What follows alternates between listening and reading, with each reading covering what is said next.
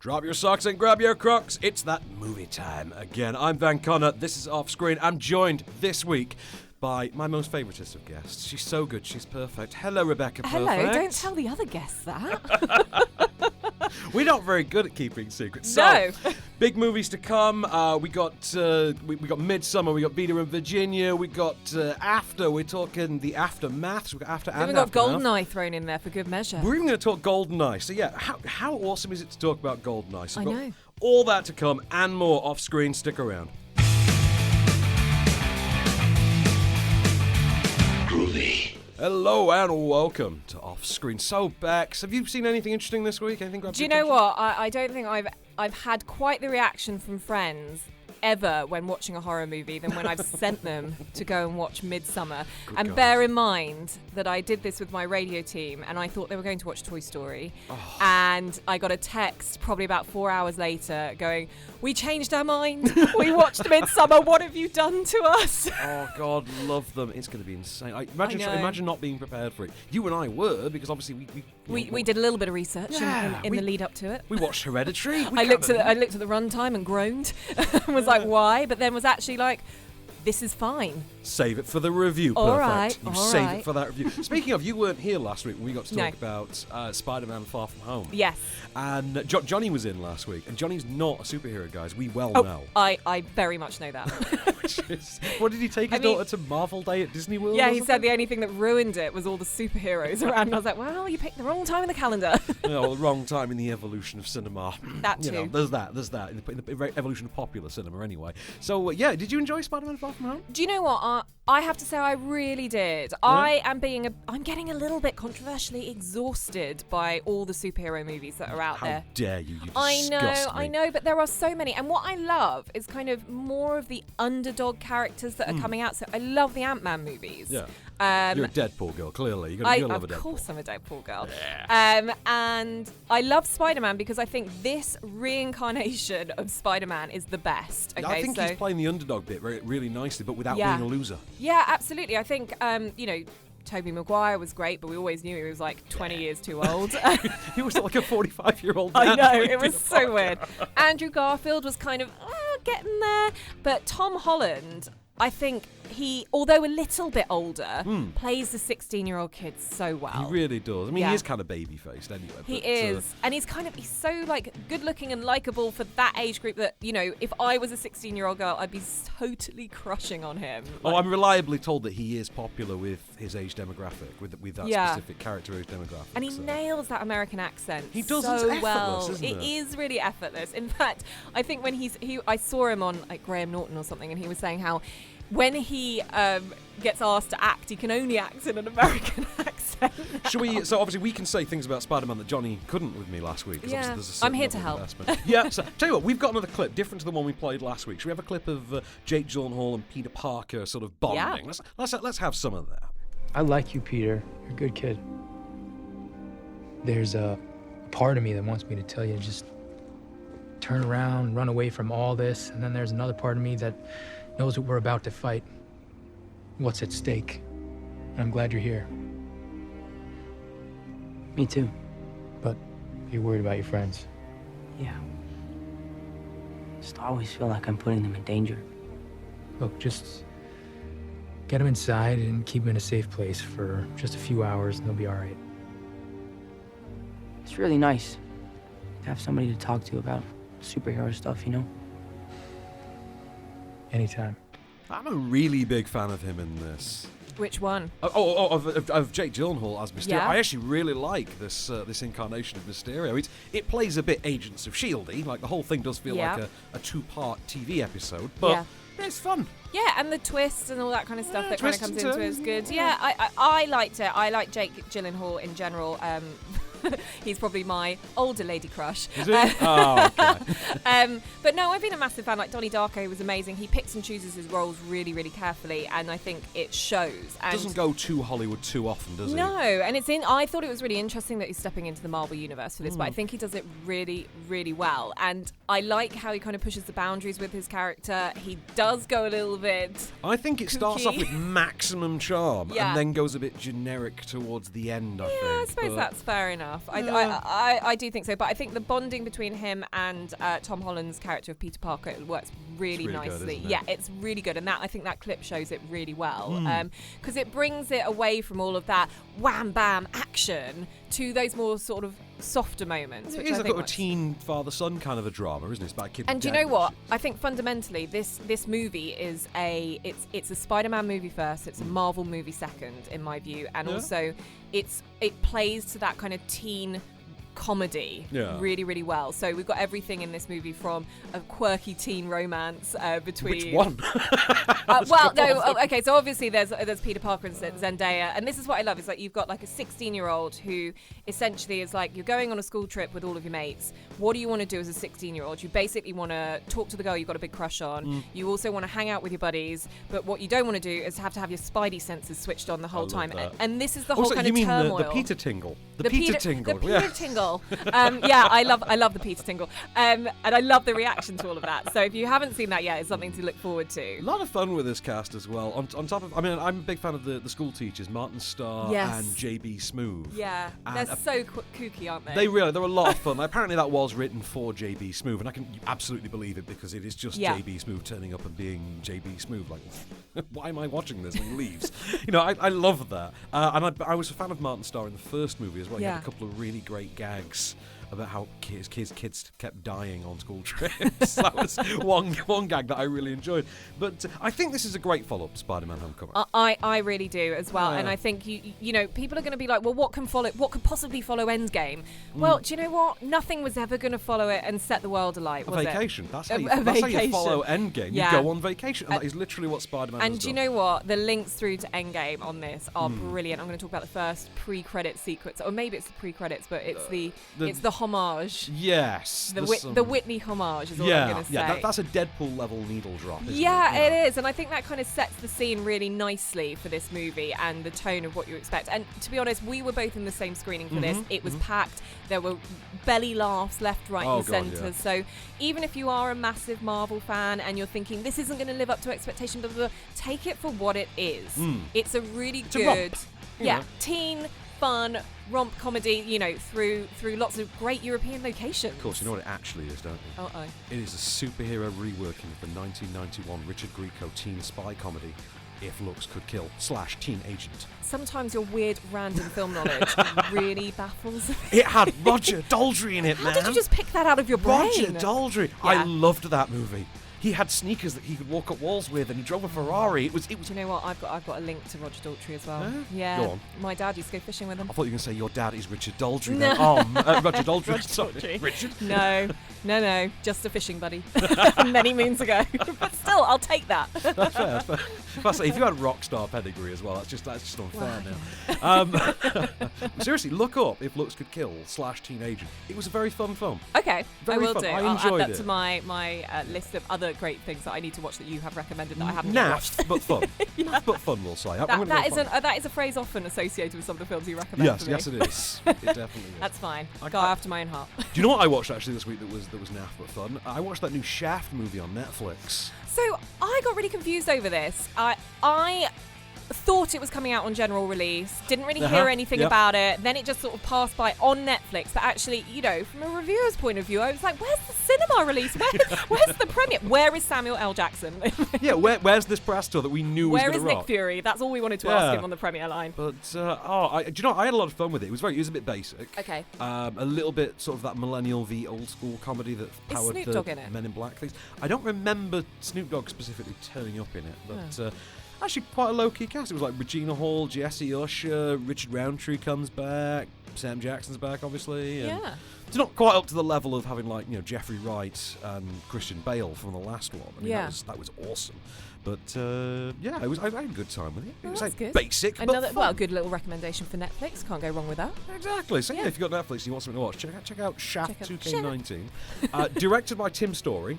Only black man to have directed 3 franchises completely in the 21st century. Well, that is brilliant to hear. And directed and written by the man who created Blackish. Kenya Barris.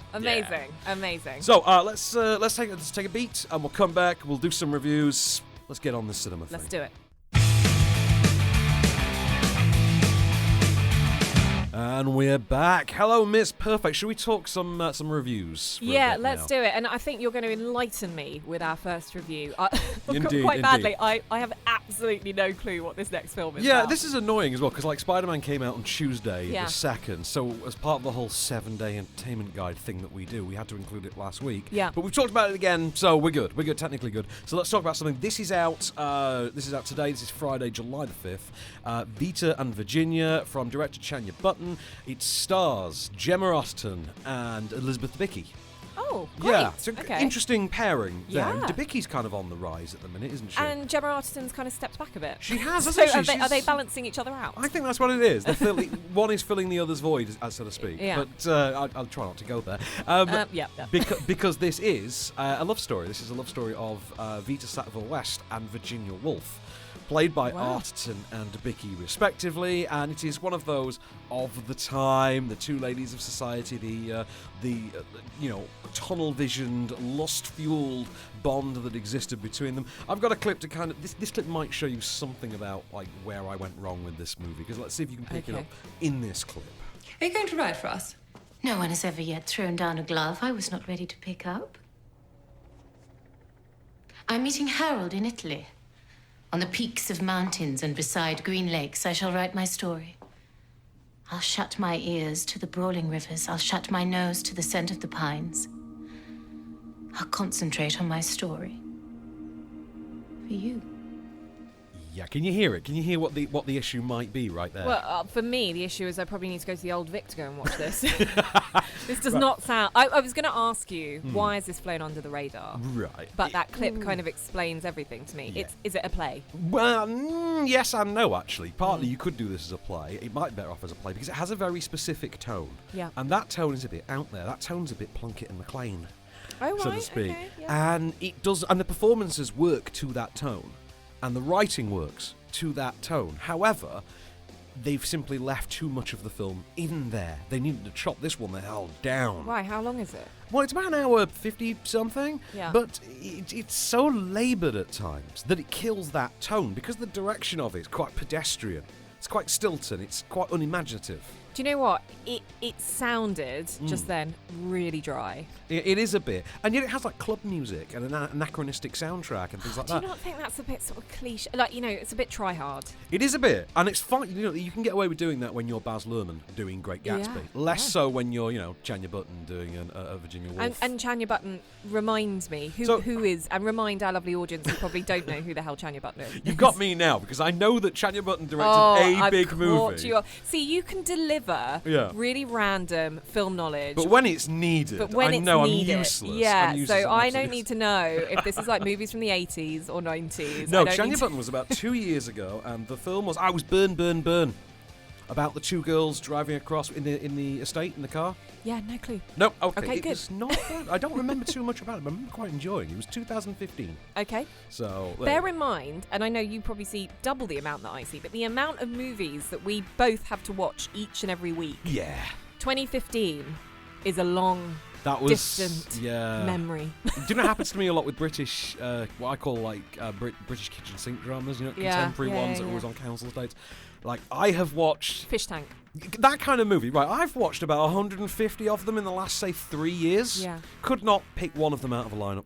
No, but you No. could pick Fish Tank out, like Andrea Arnold. Come on, There's ones that stick out, like Fish Tank is one. Yeah. Daniel Blake obviously sticks out, and yeah. there's ones like that every now and again. But otherwise, it's. But you know what? I put that with scenarios. Right? I watched I, Daniel Blake on a plane. I think I talked about films I watched on a plane last time. You just spend a lot of time on planes, rubbing it in. They don't go anywhere. I just sit on the road. And again, just like Marley and me, she just really wants to watch stuff on a tiny screen. And again, I just absolutely bawled my eyes out in I, Daniel Blake. I just found it so emotional, and I'm just I'm not a pretty crier. I'm not a pretty crier. You're not pretty crier. I'm an ugly crier. You're an ugly crier.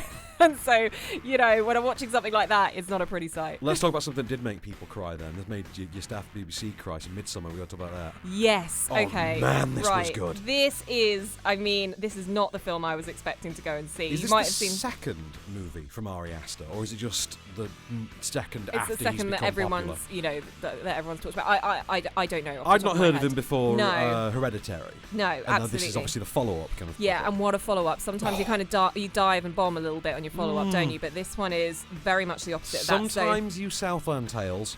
Sometimes you Under the Silver Lake. Indeed. Sometimes, however, you can Midsommar, and that's a very good result. It is.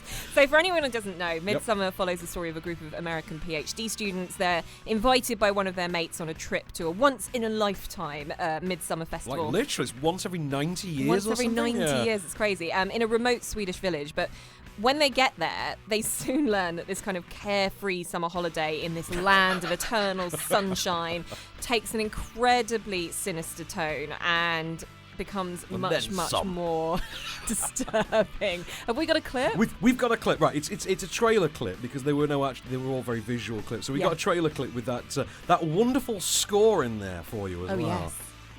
What do you think? It's like another world. Tomorrow's a big day. Is it scary? What is it? It has special properties. What am I going through? We just need to acclimate. I don't want to acclimate, I want to go. Absolutely not. It's got a very bad weekend at Coachella vibe going on there, hasn't it? Yeah. Yeah. I'm just going to make another sound for you, which is related to this. Yeah, that comes up, yeah. Oh my God, this was just twisted at times. This got under my skin more than any horror movie, I think, in the last decade. The best horror movie of the year for me, definitely. Really? I mean, setting a horror movie in broad daylight. All of it, like literally all of it, isn't it? Blue skies, idyllic setting.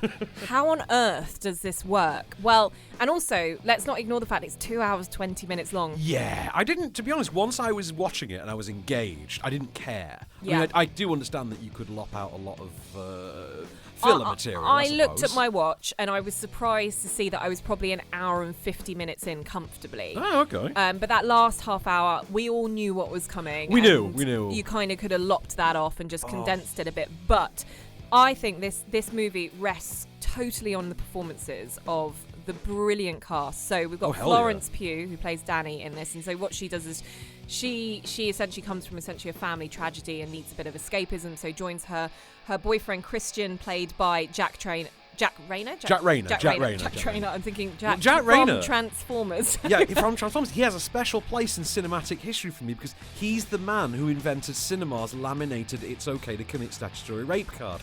Remember? That happened, and we let it happen. Okay. Anyway, so Jack Rayner from Sing Street. Jack Rayner from Sing Street. Let's not get that confused.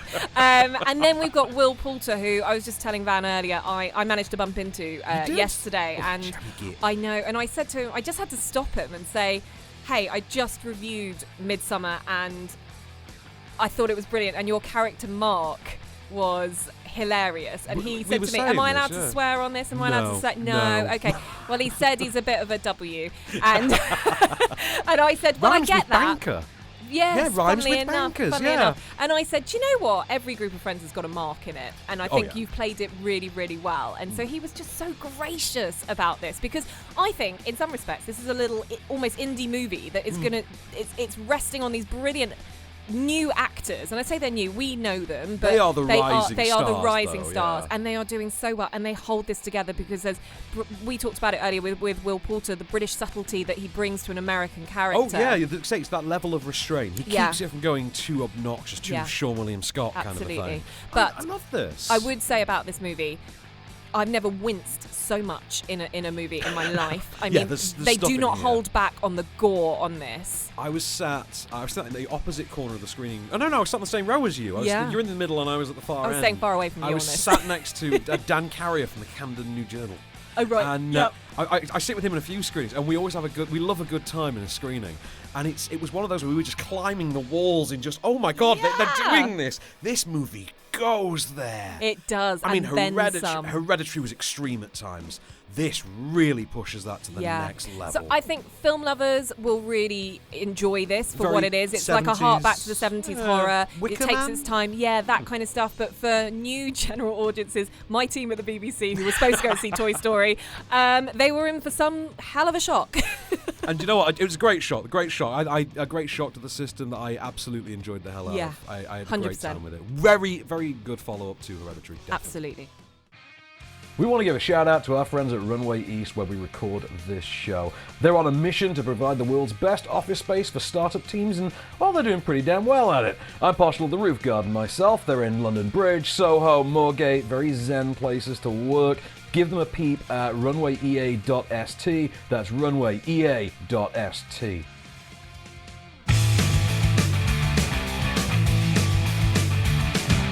And we're back. So, shall we take it to the small screen, Miss Perfect? Yes, I love the selection because it's always a bit bonkers that's on the small screen, isn't it? I know. Well, that's the great thing. You get to be a bit eclectic and just revisit the movies you like. It's not like back in my day where you only had 4 channels. Yeah, but do you remember? I think we both would have been teenagers, like early teens, Yeah. when they introduced Channel 5.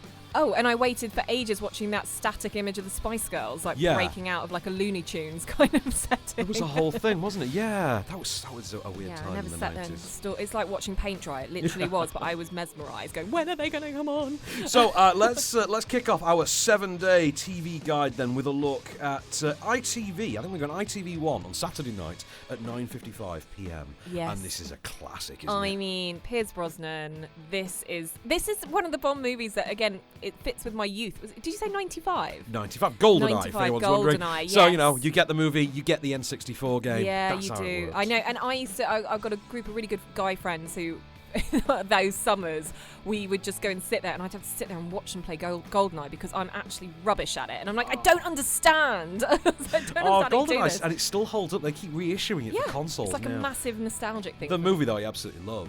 I do as well, yeah. It's amazing that the Bond series went on for so long. 'Cause I think GoldenEye is the 18th, Bond movie. Yeah. It's amazing Is that this with Terry Hatcher? No, Terry Hatcher was the follow-up. Yeah, okay. This is yeah. Famke Janssen and Olivia Skrupko. Yeah. And this one was the 18th, and and it took them 18 films to get around to the idea of Bond fights evil Bond.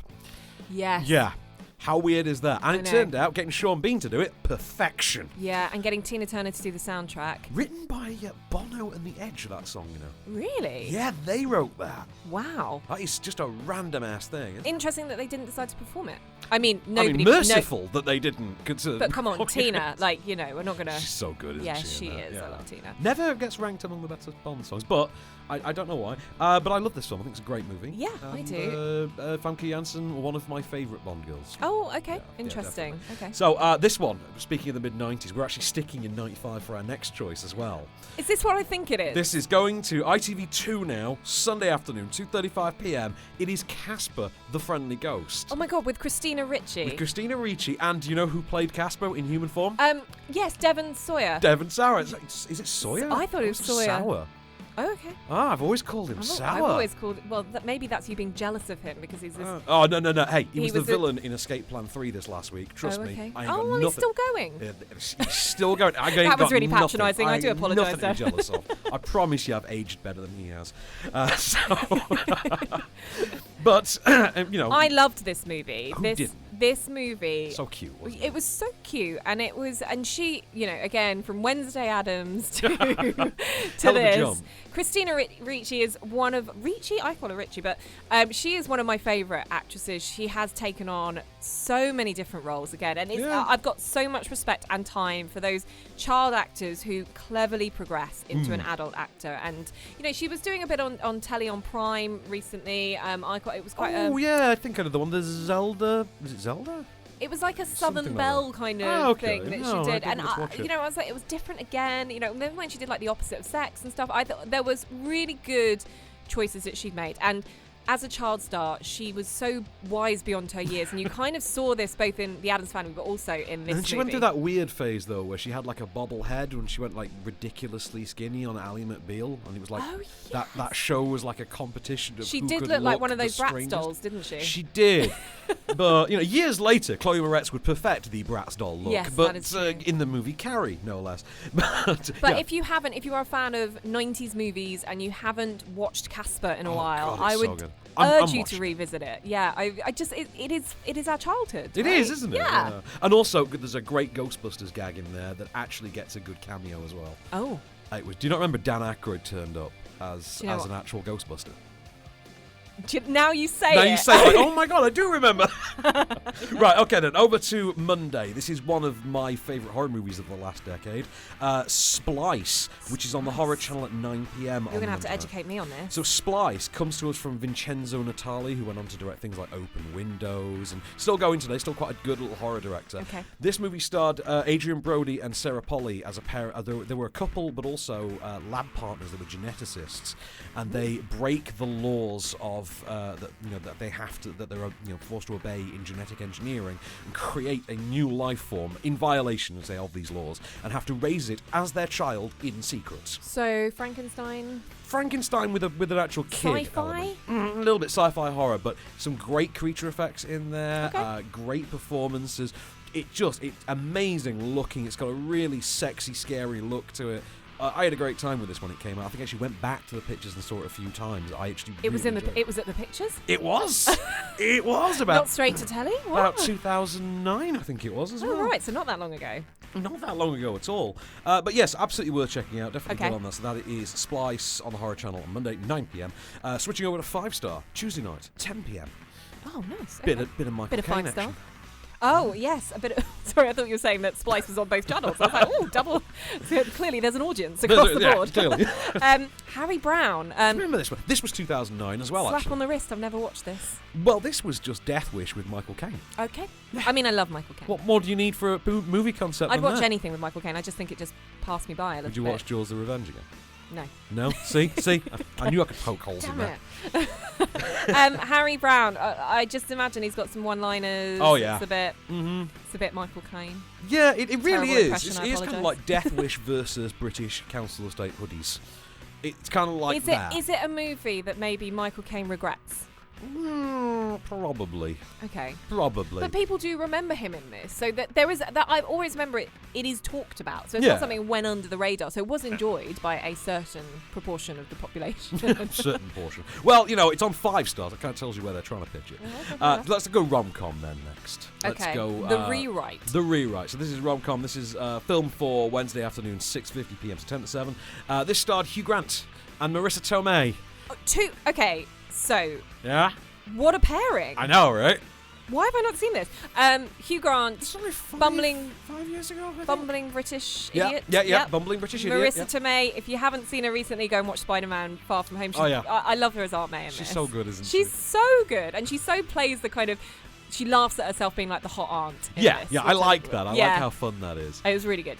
So a good realistic pairing of romance in this? He's a failed author. He's an author who's fallen on hard times, who takes like an English teaching job in a local college, and she's one of his students, and they form a little bit of She's one of his students? She's one of his, because it's like a, for adults college. Oh. Yeah, and they have a little bit of a romance thing. It is what it is. But all right, Love it's Island. Perfectly fine, It's what it is. Okay, fine. All right. Well, I mean, in Hugh Grant's entire repertoire, where do we rate it? It's not one of the better ones. Okay, well, there we it's go. Better than Did You Hear About the Morgans? Yeah, okay, fine. Or Mickey Blue Eyes. Oh, no, I love Mickey Blue Eyes. Oh, God, no. I love how bad it is. I thought you were doing your funny run. I can't say that one. Okay, fine. Fair enough.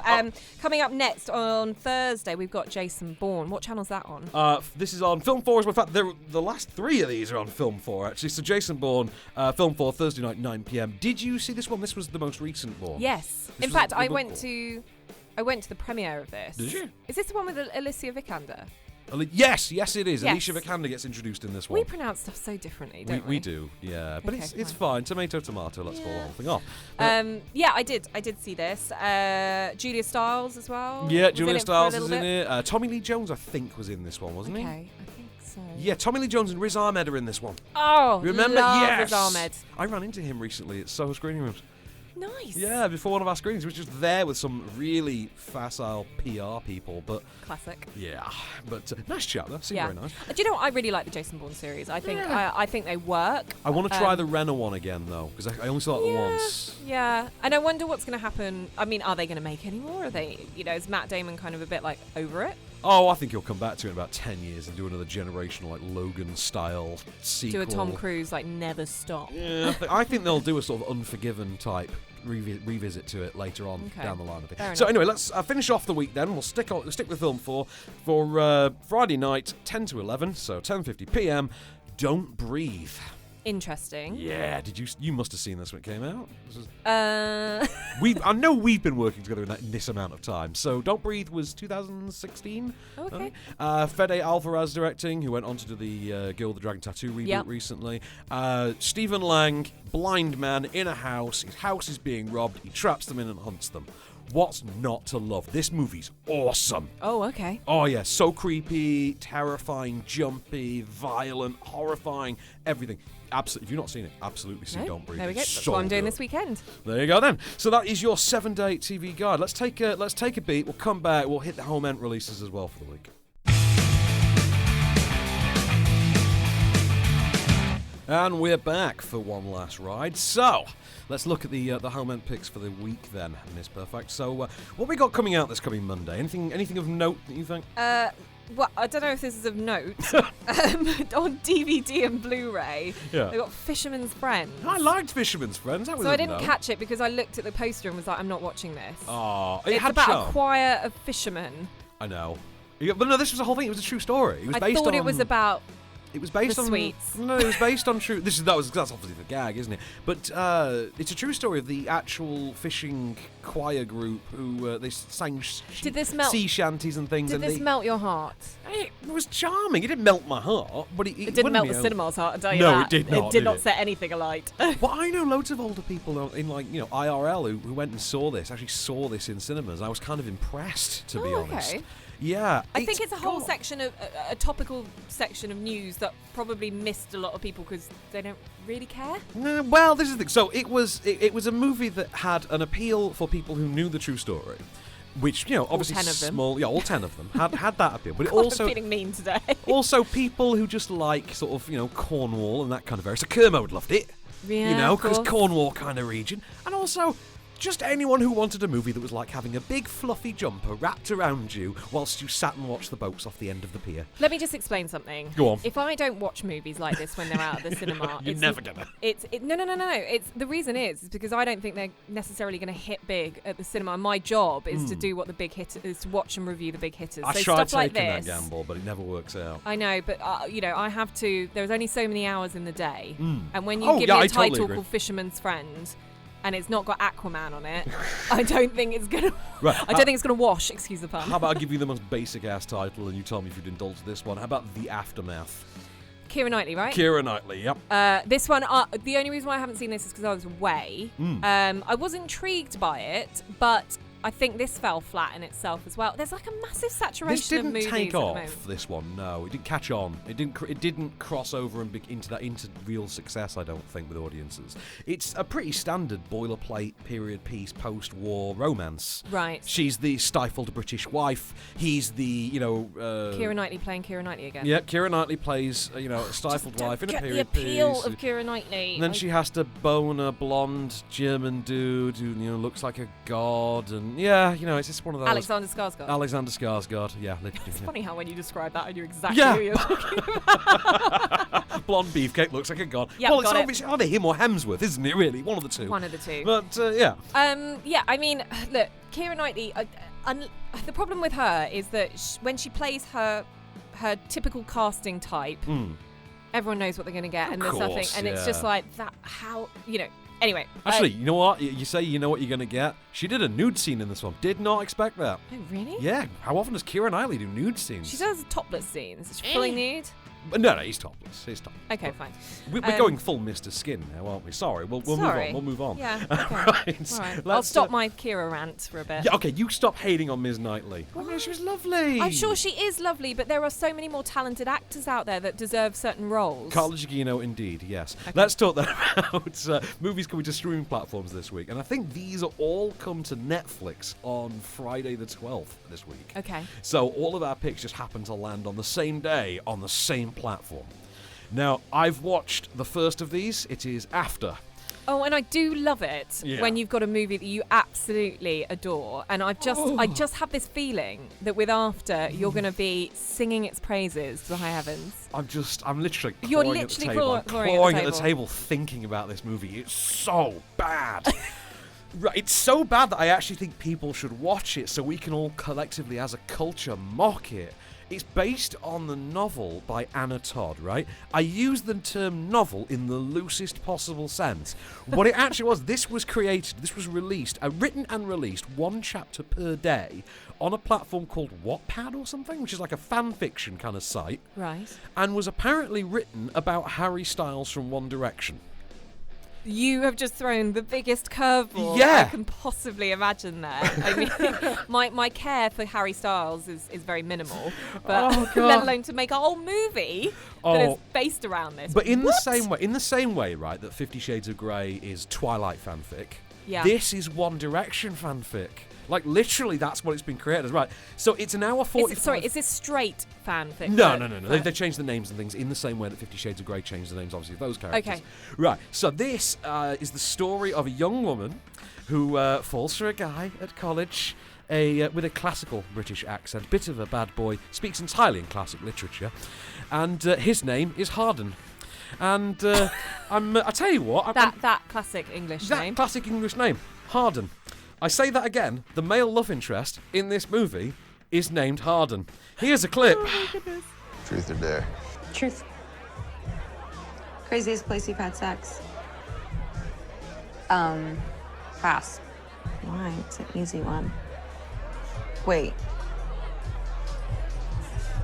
Are you a virgin? I'll do dare.